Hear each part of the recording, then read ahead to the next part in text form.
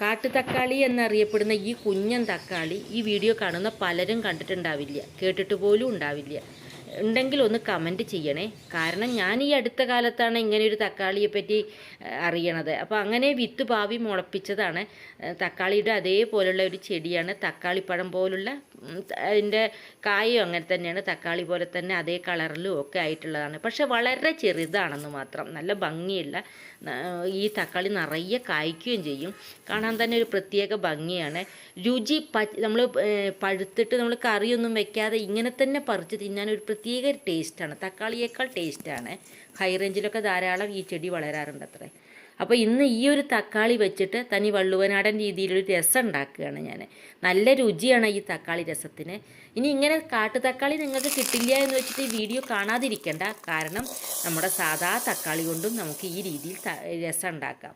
അപ്പോൾ video like ചെയ്ത ശേഷം കണ്ടോളൂ. കാട്ടുതക്കാളി രസം ഉണ്ടാക്കുന്നതിന് ആദ്യം അരവ് തയ്യാറാക്കുകയാണ്. ആദ്യം കുരുമുളക് എടുത്തിട്ടുണ്ട്. 1 ടേബിൾ സ്പൂൺ കുരുമുളക് എടുത്തു. എരിവിനനുസരിച്ച് നിങ്ങളുടെ പാകത്തിന് എരിവിനനുസരിച്ച് എടുക്കുക. പിന്നെ വെളുത്തുള്ളിയാണ്. ഒരു 4-5 അല്ലി വെളുത്തുള്ളി എടുത്തിട്ടുണ്ട്. തോലൊന്നും കളഞ്ഞിട്ടില്ല. നന്നായിട്ടൊന്ന് കഴുകി വൃത്തിയാക്കിയ ശേഷം മിക്സിയുടെ ജാറിലിട്ട് അരച്ചെടുക്കണം. അരയുമ്പോൾ നന്നായിട്ടാണ് അരഞ്ഞു പൊക്കോളും തോലൊക്കെ. പിന്നെ അതിലേക്ക് ഒരു ടീസ്പൂണോളം ജീരകം ചേർത്തിട്ടുണ്ട്. ചെറിയ ജീരകമാണ്, അതും ചേർത്തു. അതിനുശേഷം കുറച്ച് കറിവേപ്പില ഇട്ടു.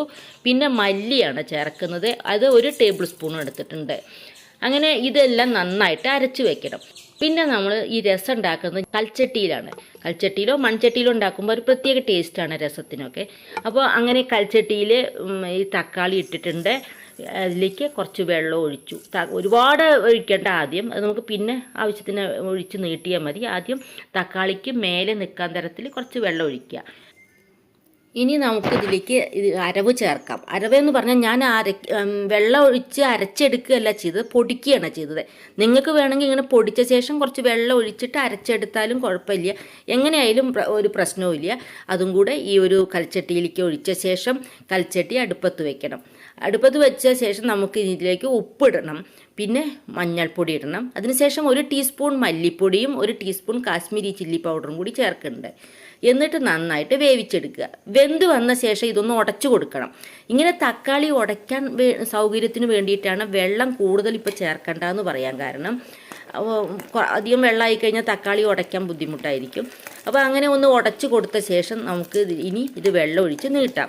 അപ്പോൾ ആ വെള്ളം ഒഴിച്ചിട്ട് നമ്മളിത് നീട്ടിയെടുക്കുന്നതിന് മുന്നേ നമ്മളിതിൽ പുളി കമ്മിയായിരിക്കും. ഇത് സാധാ തക്കാളിയുടെ പുളി പോലും ഇതിന് ഉണ്ടാവില്ല. അപ്പോൾ നമുക്ക് കുറച്ച് വാളംപുളി കൂടെ ഇതിലേക്ക് ചേർക്കാം. വാളംപുളി വെള്ളത്തിലിട്ട് കുതിർത്തി പിഴിഞ്ഞ് ആവശ്യമായ അളവിൽ പുളി കൂടി ചേർത്ത ശേഷം വീണ്ടും വെള്ളം ഒഴിച്ച് ലൂസാക്കണം. നമുക്ക് എത്ര അളവിലാണോ വേണ്ടതെന്ന് നോക്കിയിട്ട് അതിനനുസരിച്ചിട്ട് അതിൽ അരവിനൊക്കെ അനുസരിച്ചിട്ട് വെള്ളം ഒഴിച്ചിട്ട് ലൂസാക്കി എടുക്കുക. ഇനി നന്നായി തിളച്ച ശേഷം ഇതിലേക്ക് ഞാനൊരു ചെടിയുടെ ഇല ചേർക്കുന്നുണ്ട്. നിങ്ങളുടെ വീട്ടിൽ ആ ഒരു ചെടി ഉണ്ടെങ്കിൽ നിങ്ങളത് തീർച്ചയായിട്ടും ചേർക്കണം. ഇല്ല എങ്കിൽ മല്ലിയില ചേർക്കണം പകരം. മല്ലിയില ഇട്ട് കഴിഞ്ഞാൽ അതൊരു പ്രത്യേക ടേസ്റ്റാണല്ലോ. അപ്പോൾ അങ്ങനെ ഏത് ചെടിയാണതെന്ന് ഞാൻ കാണിച്ചു തരാം.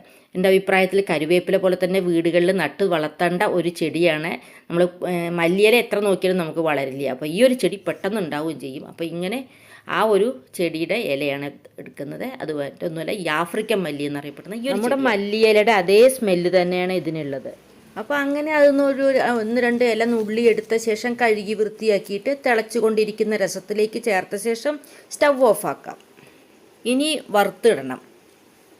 അപ്പോൾ അതിനായിട്ട് ചൂടായ വെളിച്ചെണ്ണയിലേക്ക് കടുകും ഉലുവയും ഇട്ടിട്ട് പൊട്ടിച്ച ശേഷം 2-3 ചുമന്ന മുളക് 2-3 കഷ്ണം ആക്കിയതും കുറച്ച് കരിവേപ്പിലയും കൂടി ഇട്ടിട്ട് മൂപ്പിച്ചിട്ട് ഈ ഒരു രസത്തിലേക്ക് ഒഴിക്കാം. അപ്പോൾ എൻ്റെ ഈ ചാനൽ നിങ്ങൾ ഇതുവരെ സബ്സ്ക്രൈബ് ചെയ്തിട്ടില്ലെങ്കിൽ തീർച്ചയായിട്ടും ഒന്ന് സബ്സ്ക്രൈബ് ചെയ്യണം. ബെൽ ബട്ടൺ ഒന്ന് പ്രസ് ചെയ്യണം. ഒപ്പം നിങ്ങളുടെ അഭിപ്രായങ്ങൾ അറിയിക്കണം, ലൈക്ക് ചെയ്യണം. താങ്ക്